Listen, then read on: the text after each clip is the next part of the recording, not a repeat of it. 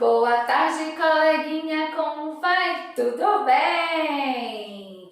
E hoje é sexta-feira, dia 14 de agosto de 2020. Friday, dia do brinquedo. E aí, já escolheu o seu brinquedinho para hoje? Já? Legal, depois eu quero ver esse brinquedo aí.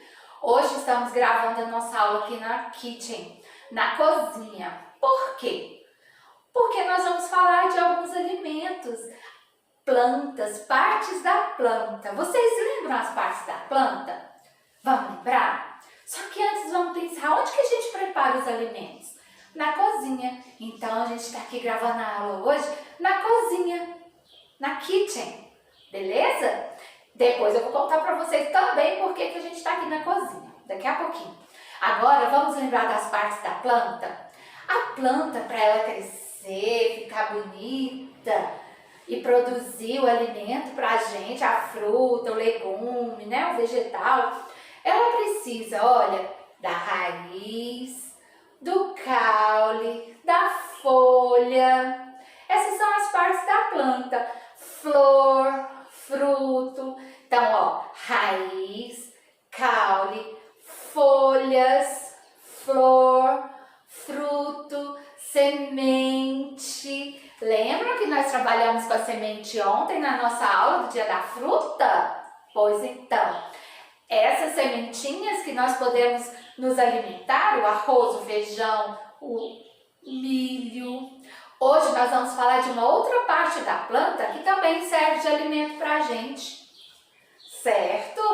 Mas antes a gente vai saber da importância dessa parte, que são as raízes, os caules e as raízes. Na página 29 tem um texto muito importante que fala sobre essa importância dessa parte da planta para ela crescer. Vamos ler? Segue comigo aí.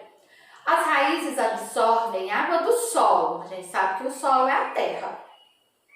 A água é usada pelas folhas para produzir alimento e contém sais minerais que são vitais para o crescimento da planta. O caule rijo, o que é rijo? Firme, duro, forte, da planta, mantém as folhas expostas à luz do sol. E assim ela produz o alimento dela, com a luz do sol. Ele possui veias. Ele quem? O caule. O caule possui veias que levam a água das raízes até as folhas e também transporta o alimento das folhas para outras partes da planta. A gente viu algumas palavrinhas diferentes aqui. Rijos quer dizer firme, duro. Vitais. Vitais quer dizer que é super importante. Não tem como a planta crescer sem os sais minerais, né, que as raízes levam, né, para ela. Você vai encontrar no textinho a palavra planta em circular. Quantas vezes você circulou? Aí você vai escrever aqui embaixo. Você vai achar a palavra planta, circular e contar quantas vezes foi circulada a palavra planta e colocar aqui a quantidade. Aqui embaixo a gente vai ver algumas raízes e caules comestíveis, isso mesmo, e são gostosos, eu trouxe para vocês verem. Ó, cenourinha, batatinha,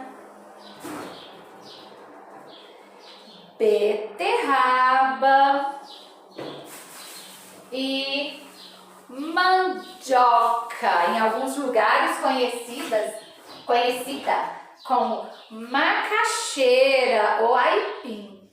Isso aqui são raízes e caules comestíveis, fazem parte da nossa alimentação e são muito importantes, muito ricas em vitaminas e sais minerais para a gente, para o nosso organismo, certo? E lá na página 30, aqui você vai ligar o nome dessa raiz ou caule, por exemplo, a batatinha, ela é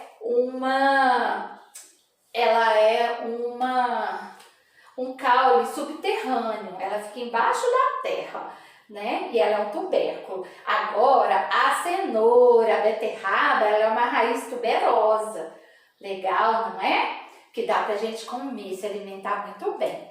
Você vai ligar o nome à imagem, beleza? Lá na página 30 tem um versinho muito conhecido, que a gente gosta de recitar, que é assim: batatinha quando nasce, espalha rama pelo chão.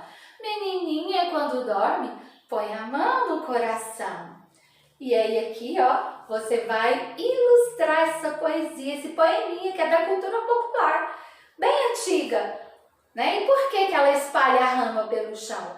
Porque o pezinho de batata, ele é rasteiro, ele sai rastejando assim, ó, ele é rasteiro, né? Ele sobe nas cercas, ele vai rastejando pelo chão, ele é rasteiro, tá bom? Por isso que fala, espalha a rama pelo chão. Aqui nós temos um pezinho de batata aqui, ó, depois que ele cresceu, ele vai descer e vai sair esparramando. E nós temos as partes dele, olha aqui a batatinha aqui embaixo, ó, como a raiz. O caule e a folha. Só que para completar esses nomes, estão faltando as vogais, que você precisa colocar para completar folha, caule e raiz. Legal? E aqui embaixo você vai ilustrar o poeminha da batatinha quando nasce, espalha a rama pelo chão. E a menininha quando dorme, põe a mão no coração. Essa tarefinha da página 30. Então, 29 e 30. E na página 31, nós vamos fazer um bolo. Que delícia! Um bolo de cenoura. E aí, tá a fim de aprender a fazer um bolo de cenoura comigo?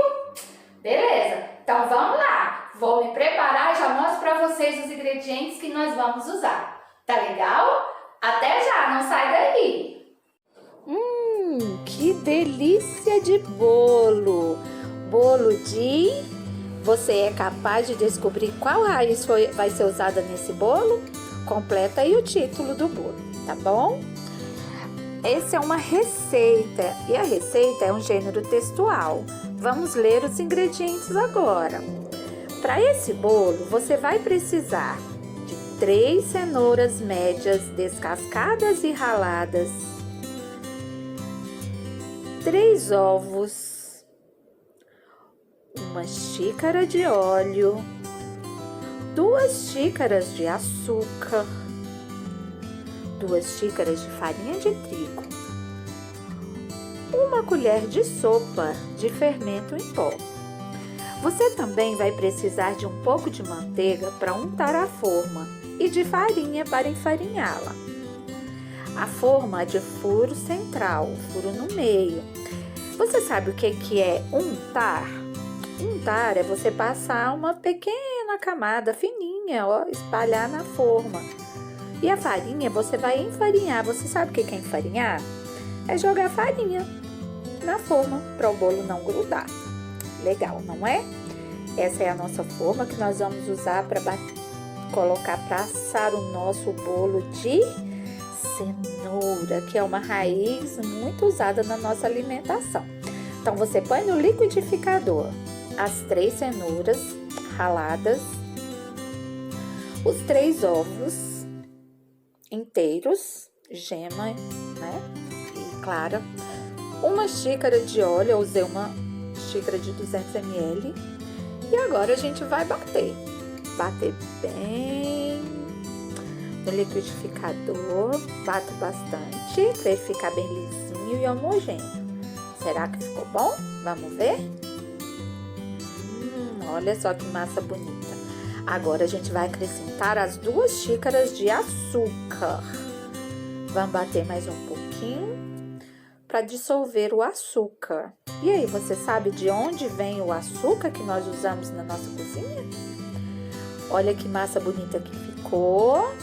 Olha só, e agora a gente vai acrescentar aos poucos a farinha de trigo. Foram 2 xícaras, não foram?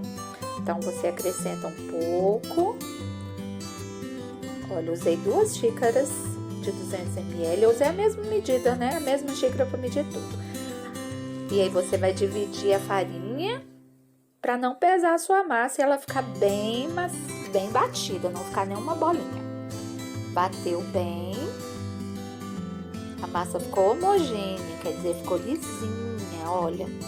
Aí você acrescenta o restante da farinha, ajuda, né, a mexer aí com uma colher, para não ficar embolado. Você pode dar uma ajudazinha aí, ó, rapar as beiradinhas, dar uma acrescentadinha aí de força aí pro seu liquidificador não pesar tanto e não ficar bolinhas, né?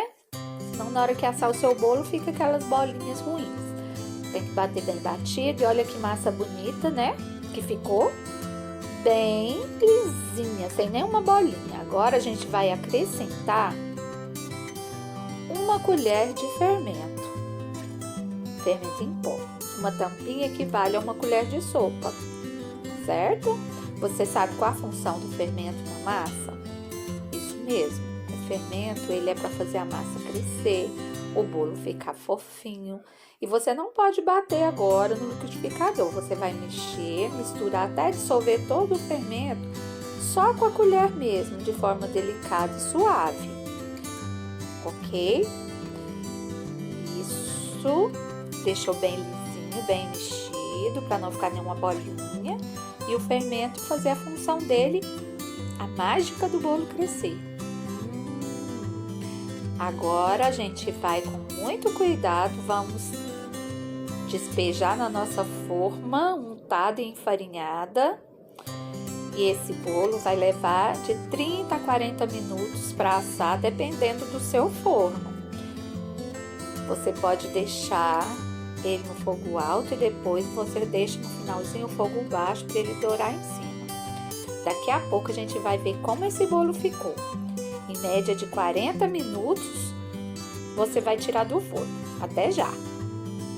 E aí o nosso bolo assado, depois de 40 minutos no forno, que já estava aquecido, né? A gente tem aí o bolinho assadinho. Olha que legal! Tá um cheirinho bom, muito bom esse cheirinho. Agora a gente vai para uma outra parte, quer tirar ele da forma, a gente vai desenformar ele. Mas essa forma tá quente, então a gente tem que ter muito cuidado agora, tá legal? A gente espera amornar um pouquinho, quer esfriar um pouquinho, né? Você pode também dar uma batidinha na forma dos lados para soltar.